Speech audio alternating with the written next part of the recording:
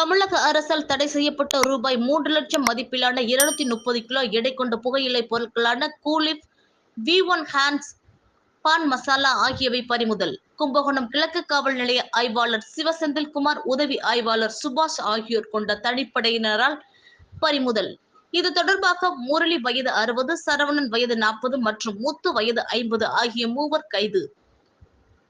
கும்பகோணம் மாநகரில் அதிக அளவில் தமிழக அரசால் தடை செய்யப்பட்ட புகையிலை பொருட்கள் விற்பனை செய்வதாக வந்த தகவலை தொடர்ந்து தஞ்சை மாவட்ட காவல் கண்காணிப்பாளர் ஆஷிஷ் ராவத் உத்தரவின் பேரில் கும்பகோணம் துணை காவல் கண்காணிப்பாளர் கீர்த்திவாசன் மேற்பார்வையில் கும்பகோணம் கிழக்கு காவல் ஆய்வாளர் சிவசெந்தில்குமார் மற்றும் உதவி ஆய்வாளர் சுபாஷ் ஆகியோர் தலைமையில் தனிப்படை அமைக்கப்பட்டு பல இடங்கள் தீவிர கண்காணிப்பில் வைக்கப்பட்டது.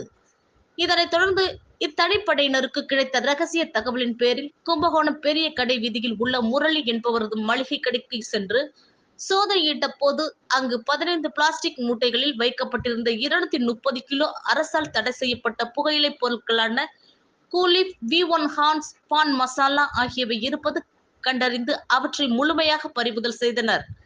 இவற்றின் மதிப்பு மட்டும் சுமார் 3 லட்சம் இருக்கும் என தெரிகின்றது.